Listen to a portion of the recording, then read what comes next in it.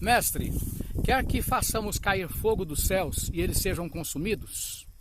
Mestre, restaurarás nesse tempo o reino a Israel? Mestre, por que não o podemos expulsar? Mestre, quem pecou, esse ou seus pais, para que tal se sucedesse?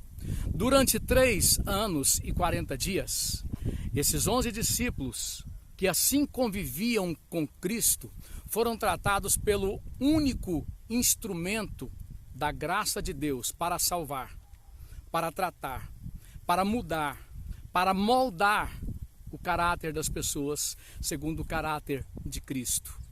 A abertura desses homens pecadores, iguais a mim, iguais a você, talvez piores, mas a abertura desses homens para a palavra de Deus fez com que esses homens fossem de tal forma tratados, salvos acima de tudo, trabalhados para marcar época, para dividir a história da humanidade entre antes e depois. Mas eu gostaria de dizer para você algo mais.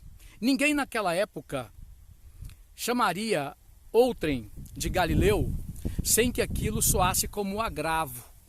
Aqueles 11 homens eram da chamada Baixa Galilã, uma zona de terra que era discriminada pelo judeu assim chamado puritano. Então, aqueles homens não valiam nada aos olhos da maioria dos seus contemporâneos. Mas, no que pese esse desfavorecimento e os seus próprios erros e pecados, eles tinham algo que faz a diferença na vida de qualquer pessoa. É a abertura para a palavra de Deus. Nós poderíamos conversar um pouco sobre o discípulo e o seguidor. Esses 11 eram discípulos. Essa é uma característica inconfundível do discípulo. Apesar dos seus erros do passado, seus pecados do passado e do presente, ele está aberto para ser tratado. O exemplo era Davi, que foi chamado de homem segundo o coração de Deus no que pese seus crimes terríveis. Mas ele estava aberto para ser tratado. Isso foi que fez a diferença, livrando-o de entrar para a história como Saul. Saul cometeu menos crimes, aparentemente, do que Davi. Mas Saul era seguidor, ele não estava aberto para ser tratado. Da mesma forma, Judas, no que pese o apóstolo João dizer que ele era ladrão, mas aparentemente ele tinha menos defeitos do que os 11 discípulos. Ele era mais recomendável do que os 11 discípulos. Esse nome Judas Iscariote, ele diz muito, porque ele era o único dos 12 que não era da Galileia. A Judas Iscariote é a junção de duas palavras, né? Judas Ish Quiriote. Ish, do hebraico, homem. Quiriote era uma cidade da Judéia. Então Judas, o homem de Quiriote, ele era o único que não era, nesses termos, discriminado. Ele era, no entanto, um seguidor. Ele não era um discípulo.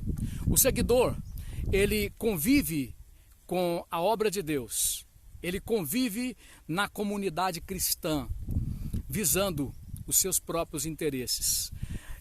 Ananias e Safira também são exemplos de seguidores. Eles estão à procura de vantagens. Eles não estão à procura de serem tratados e por isso não dão abertura à palavra de Deus. Eu gostaria de terminar esse vídeo fazendo uma pergunta para você. Como é que é o seu relacionamento com Cristo, com a comunidade cristã, com os santos? Você se relaciona com a palavra de Deus também? Como é que é a sua abertura? Você se coloca como seguidor ou como discípulo? Qual que é a sua postura? Seguidor ou discípulo? Você pode deixar de ser seguidor para ser discípulo. Nós vivemos numa geração em que, infelizmente, inclusive muitos líderes cristãos nunca foram discípulos. Sempre foram seguidores. Vivemos numa época em que muitas pessoas que ocupam até cargos importantes no seio da comunidade cristã nunca se converteram, nunca viveram a experiência real do novo nascimento, porque na condição de seguidor eles querem vantagens e não percebem que a real vantagem é nascer de verdade, é ter o encontro real, verdadeiro com Cristo. Você, se é um seguidor até aqui, você pode sair da condição de seguidor para a condição de discípulo. Esse é o propósito de Deus para a sua vida. Não importa o seu passado de pecados, não importa o seu presente de pecados, desde que você passe a se abrir, como disse, para o único instrumento da graça de Deus, que é o verdadeiro evangelho, que é o verdadeiro discipulado, que é a palavra de Deus. Então, esta palavra, ela é poderosa para penetrar até a divisão do espírito, da alma, das juntas e medulas.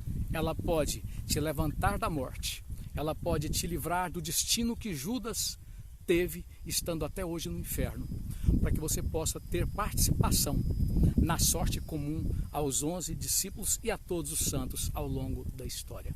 Deus te abençoe.